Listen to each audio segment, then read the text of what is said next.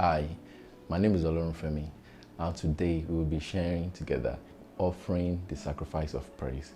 Kindly follow me. Thank you.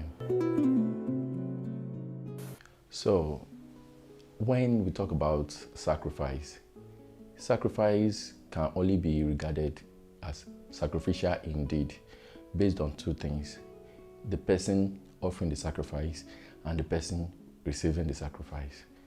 A sacrifice might not mean anything to the receiver, while it is the last thing that the person offering it as. So the person offering it sees it as a sacrifice, but the person receiving does not actually value the sacrifice much. The other thing is the person receiving might value a sacrifice as a big thing, while the person offering might just see it as one of those things.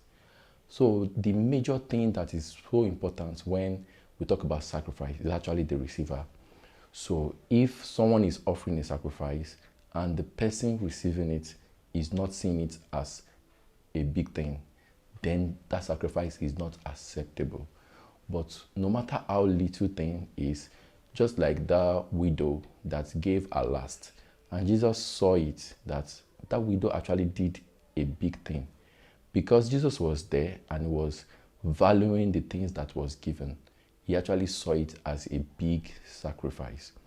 Now, this gives us a kind of knowledge to how God sees our sacrifice. So right from the Old Testament to the New Testament, many men of God offer sacrifices.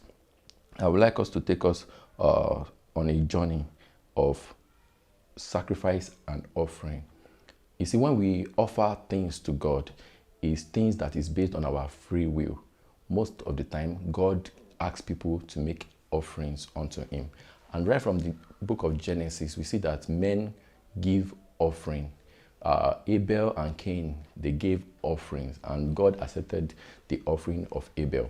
Now we see that when God accepted the offering of Abel, Abel gave one of his best, and it was accepted, to the extent that even when Abel was dead, his offering still had a voice, because God told Cain that the blood of your brother Abel cried unto me. And it shows the heart of Abel yearns to God while he was still alive, that he was giving offering. And even in his death, his blood still had a voice. We see this in the life of men of God around the world, that even not just in church, they have impact even in the society, that even years and centuries after they are long gone, their voice is still being heard, either by recorded tapes, by books, and other materials, and even the people that they have impacted that are now champions in these generations. So we see that they gave their life as sacrifice, and they gave their resources as sacrifice, and till today, they still have a voice. So the second thing I would like us to consider is when we look at Abraham, Isaac, Jacob, and the folks in the Old Testament, at most points in time, they erected an altar and they offer sacrifices. Now, there's a big difference between offering and tithe. I see tithe as an assurance, like a security that God has given to Christians, that give me 10% of whatever you earn, whatever the amount of your income. That 10% become an assurance of God participant in our businesses, in our work, in our job. So God, it opens a channel to God for God to release his blessing on us. Now that is offering, that is tithe. Now when it comes to offering, offering does not have any percentage. It does not have any amount. It's now based on our own free will. And when we look at the Bible very well, men gave offering more than they even gave tithes. At every point in time, they offer to the Lord, and it's based on their free will. Sometimes God gives them instruction to make an offering of sacrifice. And this is to show us that even when, as Christians, we are given opportunity to give offering, we should see it as a big deal. This is like opening a channel onto the blessing of God to come to us. This is very important in our today's study, because when we look at the book of Judges, Judges chapter 13, verse 20, when we read the whole chapter chapter 13. And we see that when an angel appeared to Samson's parents, the angel asked them to offer a sacrifice. And when Manoah prepared the sacrifice, the Bible recorded it that the flame of the sacrifice went up, and the angel mixed with the flame and went up with the sacrifice. Also, we can see this also in the book of Genesis, that after the flood came and went, Noah offered a sacrifice unto God, and the sweet smelling scent of that sacrifice went up to God. In the Old Testament, the medium of converting this physical gift to God is by fire.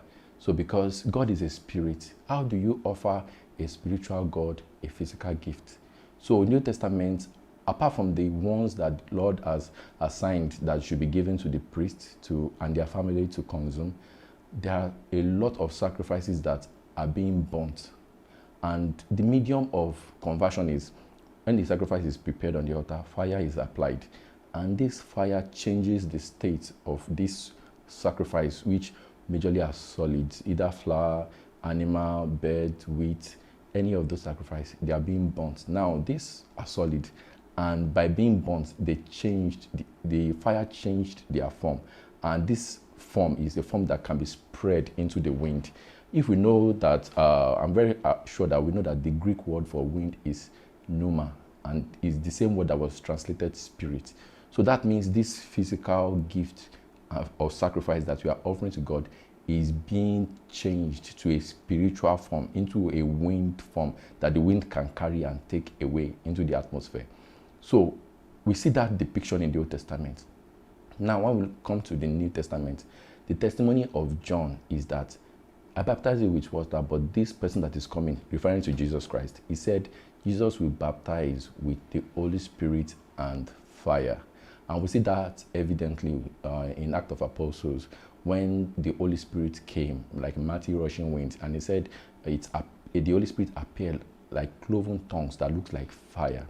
Now, looking at the testimony of John being baptized with the Holy Spirit and fire, we see that, okay, if we are being baptized with the Holy Spirit and fire, we understand the Holy Spirit part. What about the fire part? What's the essence? If we scroll through down to the book of Revelation, we see when the angels, the Bible showed the 24 elders and the angels in heaven and talked about this. I'm referring to Revelation chapter 5 verse 3 and Revelation chapter 8 verse 4. And the Bible said the prayer of the saints was added into a censer, and this prayer was being offered, and this prayer arose up to God, and it gladdened the heart of God. Now, when we look at the prayer of the saints, what kind of prayer is being offered as a sacrifice in heaven? Now, this is a great information because we are here on earth offering our prayers. And while we are offering our prayers, there's a participation in heaven. The 24 elders are there, the angels are there, and they are offering our prayer to God in heaven. That means we are in participation with heavenly worship even while we are here on earth. Now we look at it, what kind of prayer is being offered? This is evidently shown in the book of Hebrew chapter 13 verse 15, when the apostles was talking about offering the sacrifice of praise. This is so interesting and so profound, because now we've talked about offering, we've talked about sacrifice, now we are talking about praise. And we know when Revelation talked about the prayer of the saints, definitely this gives us an idea that the offering that we offer as a sacrifice is in praise. So when as Christians we come together in worship and in praise to God, is this kind of prayer, this is our communication with the Father that is being offered and sacrifice. And when this comes to God, it gladdens the heart of God. In the Old Testament, just as we know, when offering is being made, there's an altar, there's the sacrifice, and there's fire. Now, Paul Apostle said that we are presenting our body holy as a living sacrifice unto God. So we know that we ourselves, we are presenting ourselves as a living sacrifice unto God. So that settles the sacrifice, a part of the sacrifice part. So now, when we look at also the Holy Spirit in us and the fire that we are being baptized with, because we are being baptized with the Holy Spirit and fire. And I told you earlier on that Fire is a medium of making a physical thing come to a spiritual state. So when we offer our praise to God, this is how it works. So the Holy Spirit is in us. We are the living altar of God. The Holy Spirit is living in us because God stays in the holies of holies in the Old Testament, inside the inner altar. So now the Holy Spirit is staying in us. So that means we are the altar now. And our body, our praise, everything concerning us, this is the sacrifice. And the fire and the Holy Spirit that we are being baptized with, that fire is what is converting every of our physical actions, our words, our songs, our thoughts, that is converting into a spiritual form. So anytime we say, God bless you, these are things that anybody can say. But because we have the Holy Spirit and the fire of God inside of us, now this converts every of our words and our action, converts it to a spiritual state. So every time we offer praise to God, because of the fire of the Holy Spirit that is in us, this praise is being converted to a spiritual thing that can rise to heaven. So I hope we understand this Bible verse very well. I want to talk about offering the sacrifice of praise. So we are offering that sacrifice daily of praise. And anytime we come into praise and worship on earth, we are immediately participating in a worship service in heaven by virtue of the Holy Spirit in us that we are being baptized with. I would like you to sink this in your spirit. It might be a lot to swallow at once, but I would like you to open up your heart. You can replay the video and listen to it over and over again. How come you on earth can participate in a worship in heaven every time you offer a sacrifice of praise? This should gladden your heart, and it should be something that you do every day, knowing that I can actually start a service in heaven right now just by me offering praise to God, and the angel will respond. And once the angel responds, then God is gladdened. So you can trigger a spiritual action in heaven. I would like to encourage you today, in your heart, no matter what you are going through, try to trigger something in heaven. Offer a sacrifice of praise today. And I want to encourage you, tell your siblings, your families, your friends the same message. Be a propagator of the gospel, to always offer a sacrifice of praise to God. This is acceptable and this gladdens God's heart. God bless you very much. Thank you.